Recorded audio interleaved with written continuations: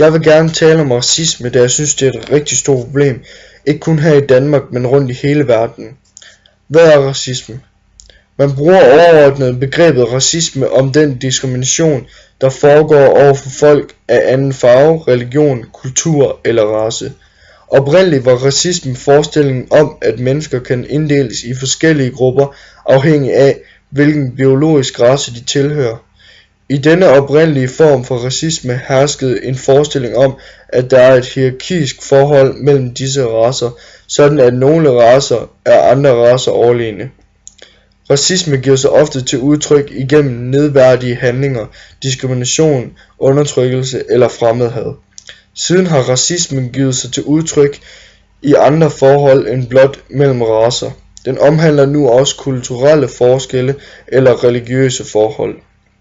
Den samfundsvidenskabelige og historiske forskning har i mange tilfælde peget på, at racisme og raceideologi har været knyttet til bestemte relationer mellem forskellige grupper i en befolkning og ofte til interesser af økonomisk og politisk art, således at racismen har legitimeret en dominerende gruppes undertrykkelse af andre ved at regne disse for mindre værdige.